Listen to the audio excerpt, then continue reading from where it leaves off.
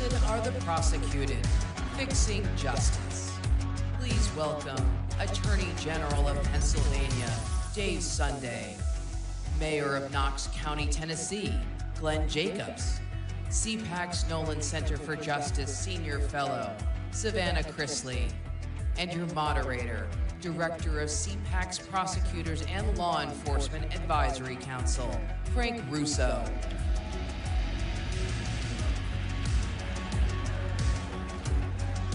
You nailed it, thank you.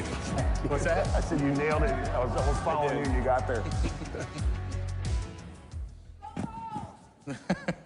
I'll ignore the Go Vols being a Georgia Bulldog myself, but thank you all for joining us today. We are honored to be here with such an important panel focused on one of the most important issues. You just heard from our chairman, Matt Schlapp, that the weaponization of government is tearing our country apart.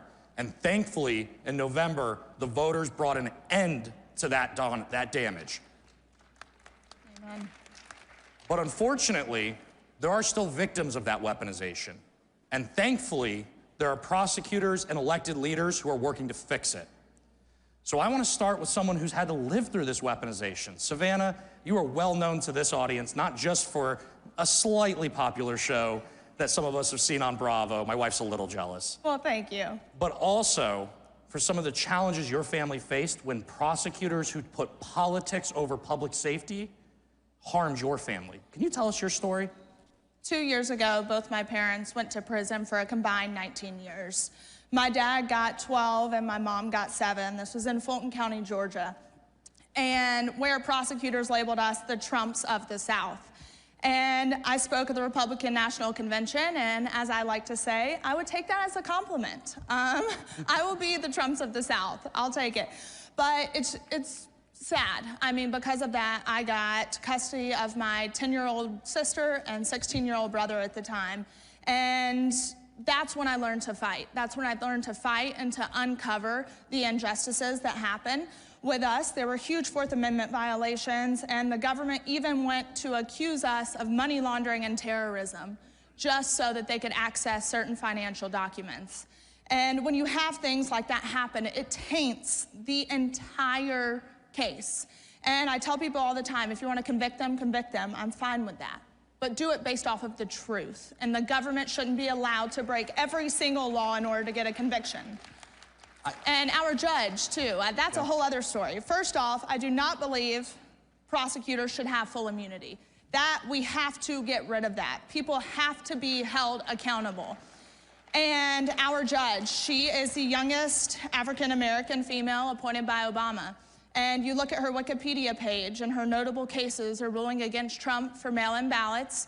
She also refused to allow the victims of Hurricane Helene to register to vote late. And then my family's case. So I think you have something in common there. So you mean to tell me that the weaponization of justice actually has a face? And it's your family. It does. It's families who care about the communities they live in. And I think what's sad is we had the money to fight this. Yes. And we spent millions of dollars. I want to say it was about $6 million on trial lawyers.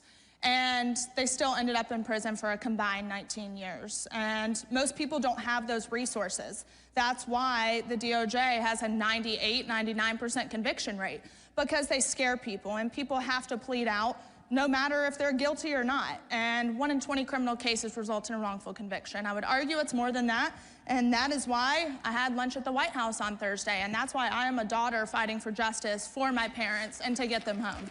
Yep. So now that we know what the problem is, we have 2 gentlemen who are gonna have to fix it. No pressure. Yeah, none. Mayor whatsoever. Jacobs, can you talk a little bit about accountability and redemption? Because we still want to hold the actual criminals accountable.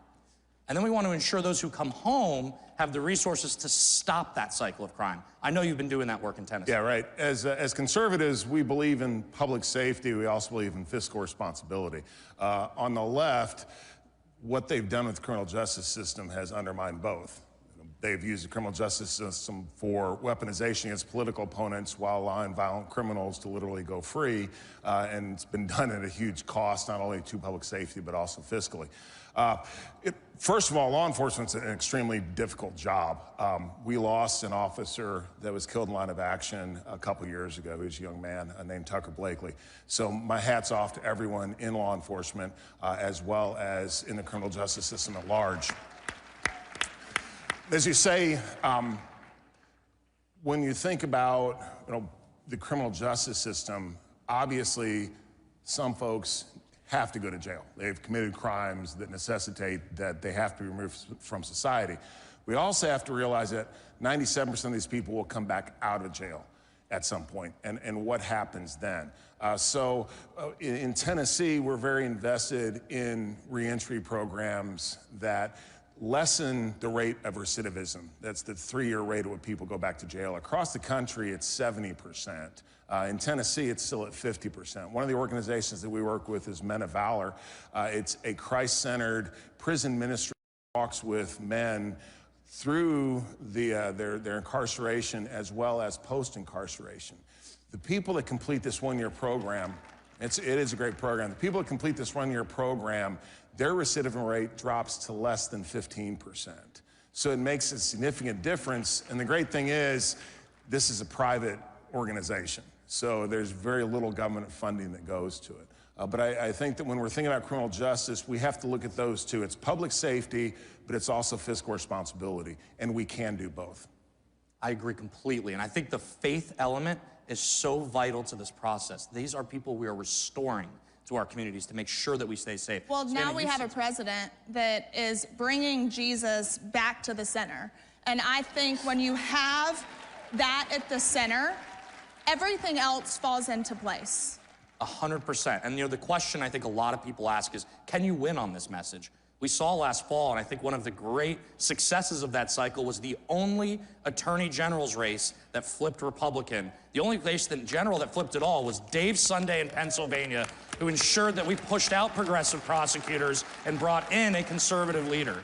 Dave, can you talk about how this message resonated with voters and got rid of that progressive prosecutor movement that has made so many people, so many of us here, you're in Washington, D.C. or close to it, unsafe? I'll say that the best policies, I think, all come from your own personal life experience. And, I was a little bit of a knucklehead when I was a kid, and so I joined the Navy right out of high school. I came home and I worked at UPS for 8 years, all through college and all through law school. And when I worked at UPS, I'll tell you, I worked with people that worked so unbelievably hard, that fought every day to put food on their table and take care of their families. I then went on after law school and became a prosecutor. Prosecuted, everything from gang murders to domestic violence killings, drug traffickers. And what I realized all those years of prosecuting and putting people in jail, that the reality was if our community's not safe, nothing else matters. And the only way we could get to that place was by not only holding people accountable, but by embracing redemption for those that have already served their time. When people come out of prison, what I want to see is them work. I want to see people have career jobs. I want to see people take care of their families and pay their taxes and pay restitution. And more importantly, recognize that they have the power within themselves to change their lives. They don't need government to do it. They can do it themselves. And when you apply that to the criminal justice system and work with the business community, the manufacturers associations, when you work with the faith-based community, with substance use counselors, mental health counselors, you get everybody together, then what happens is magic, and crime rates go down. And our crime rate went down almost around 45%. Our homicide rate dropped by over 80% during that time period. And this is critical because success breeds success. And then other people that weren't quite sure started coming to the table. And we realized our prisons are full of people that have severe mental health illnesses. And so we tried to find a way to help get them to get mental health treatment. It took the pressure off police departments because the police need to be out there doing their job and getting the bad guys, not sitting, at a hospital staring at someone who's going through treatment. So my point very simply is, I wasn't sure how the community would respond to that. That's my life story and how I've handled myself. And they responded in a very resounding and positive way. And that speaks volumes, I think. Yeah. Well, I think when you speak about mental health within the prison system, There was a hearing, and the former director, Colette Peters, which I say former, thank God, she was probably the worst thing to happen to the Bureau of Prisons, and I'm saying that as a woman. When she was sworn in, she gave me hope. I was like, finally, there's a woman in power, and she let us all down. She testified, and over half the deaths in the system were due to suicide. Over half of the deaths in the system. So it shows that there is a mental health crisis, and we have to take care of that first. And I like to tout myself as kind of the James O'Keefe of the prison system, because it has been my mission the past 2 years to absolutely deconstruct them. And the things that I have uncovered are extremely damning. I mean, the corruption that goes on within these facilities, these officials should be the ones in prison. And until we hold them accountable, we're gonna continue that same rat race over and over and over again. We continue to allow the political decision makers in our criminal justice system to harm those who work in it and who are forced into it or who have to live through it because of the mistakes that they've made. I don't think there's a single cop in this room that's protecting us that wants to harass parishioners at their churches or that wants to go into communities and harass parents at school boards, and yet that's what we had for 4 years. What does that do to a police force? What does that do? Mayor Jacobs, you have to oversee a lot of these law enforcement officers. It decimates their mental health. Demoralizing. It's demoralizing. Absolutely, yeah, absolutely. And back to the mental health aspect, we've done a great disservice to law enforcement. Yes. With essentially making them the mental health experts and the caretakers of folks who have severe mental illness. In Knox County, we estimate that about 35% of our daily census at our jail suffers from mental illness. And the reason is there's no place else for these folks. So you have law enforcement people who are trained to be cops, or in this case, corrections officers, and they're forced to be mental health professionals, which they're not. I was really happy. We just started a mental health court in Knox County. There's only about 300 around the country. It's a new concept in Tennessee. But basically, folks that qualify, that have mental illness, stand in front of a judge, but instead of going to jail, the judge oversees their sentence, and they have to go to counseling, they have to be on their meds and all those sort of things. But yes, that frees up police resources because then they're no longer acting as mental health professionals. They can do the job that they're trained to do, and it makes things safer for everybody. Right. And also, you're exactly right. President Trump's First Step Act is overwhelmingly popular with Republican primary voters. So it is a winning issue. With the First Step Act, my biggest issue, I am a huge advocate for the First Step Act, but what the last administration failed to do was implement the First Step Act. And because they failed to implement it, you have the Bureau of Prisons that's asking for more money. Well, instead of asking for more money, why don't you actually implement the First Step Act, the Second Chance Act, and it could reduce, they are wasting upwards of $1 billion. I have an answer for you. Because they're not concerned with public safety or fiscal responsibility. They just want to make sure that bureaucrats get more money, more power. That's why. Exactly. And I think, too, taking the Bureau, I have heard, and let's hope this is right, but taking the Bureau of Prisons away from the DOJ and giving it to DHS is going to be the most brilliant move, in my opinion, because I do not believe the DOJ should be able to charge you, sentence you, and house you too. We spent 4 years with the Biden administration acting as judge, jury, and executioner. And in that pace, I think what we don't talk enough about is what did that actually do to law enforcement? In my hometown of Roswell, Georgia, we lost an officer 2 weeks ago, the first one in 40 years. We've talked a lot about the problem, and there are real consequences. The good news is there is a solution, and that solution was delivered by all of you in November, and I'm excited, Dave, for you to talk a little about how we're gonna keep communities safe now that you have a federal government that supports law enforcement, supports the rule of law, and thanks to Kash Patel, Pam Bondi, Kristi Noem, and others, is going to actually start solving these problems. You deserve to be safe. Dave, I know you're part of that solution because the voters sent you up in Pennsylvania to solve this. They did. I mean, I ran on if our communities aren't safe, nothing else matters, and it's something that I believe in my heart. I mean, when you look at the challenges facing us right now, if you think about, I mean, millions of times a day, someone online is trying to get to our children. Every single day, all day long. We have an aging population in America, and every single day, millions of times a day, people are trying to steal our seniors' you know, the money that they saved up throughout the course of their life. And I don't care if it's $1 or $1 billion, they earned it, it's their money, they can do with it what they want until the day they die. And I find it, and so when you add on the technology right now with AI, it's become so complex. Drug trafficking has become complex. And so what I look forward to doing is collaborating with all of our partners, from local law enforcement to state law enforcement to federal law enforcement, and really bring everyone together with a common goal, which is to make our community safer. That's to get fentanyl off of our streets. I mean, that's to get, go after the organized crime, these gangs that are shooting up our cities, and hold them accountable and put them in prison. The data shows that when you get the right people in prison, the right people, okay, crime goes down astronomically. And so you have to use precision policing, targeted prosecutions, and you have to do it in a manner that's fair and that's safe and that's constitutional. And at the end of the day, that's how we'll make our community safer. So. Mayor, you have now the keys to solving a lot of these problems within your own city. You've actually seen the successes and talked about it. What should people here know and take back to their communities? What should this audience be telling their local officials when they go to town halls? And yes, that's me asking you to take a challenge. You should go to a town hall. It's cold in Alexandria, Virginia. I still go. I hope y'all do too.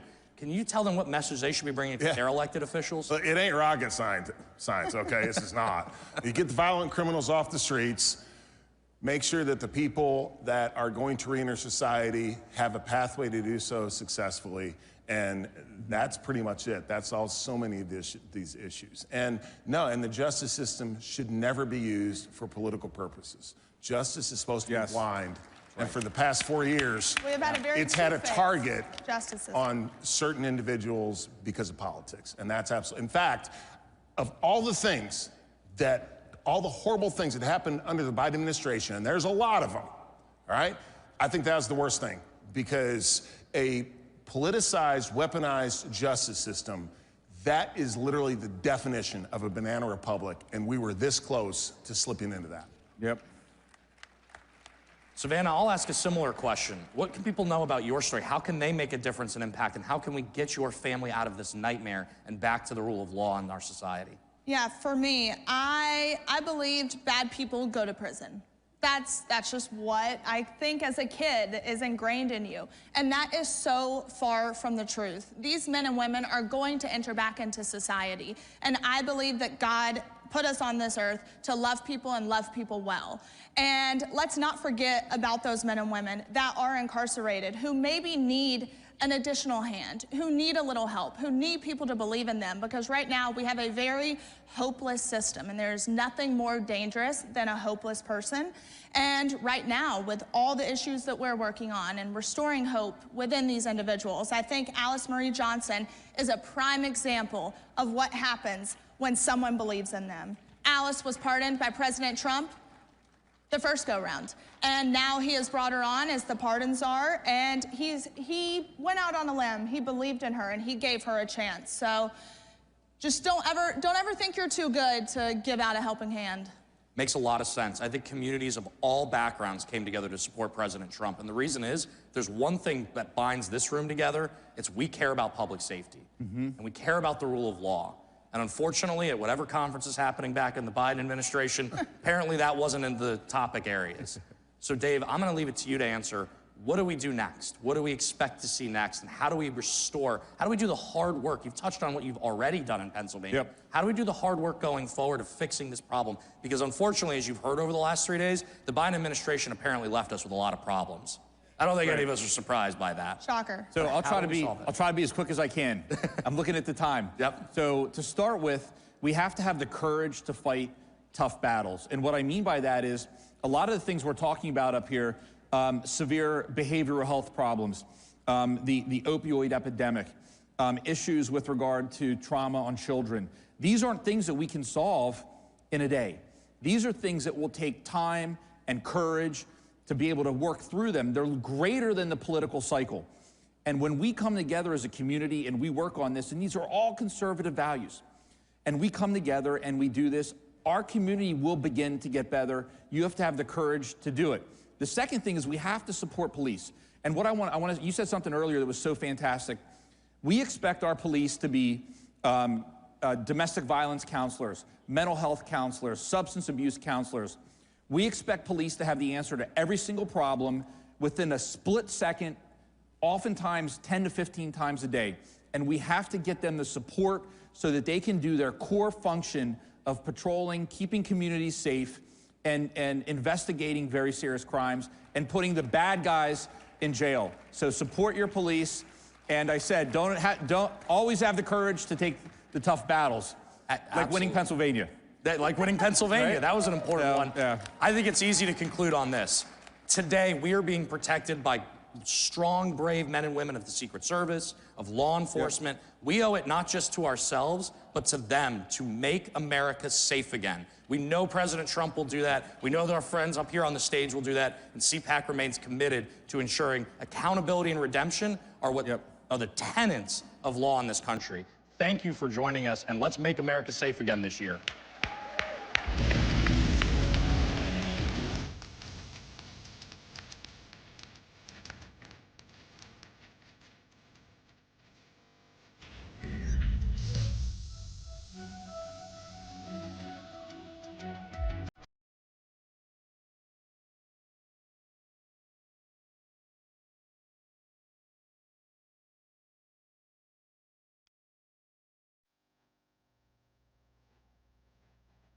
America is under attack.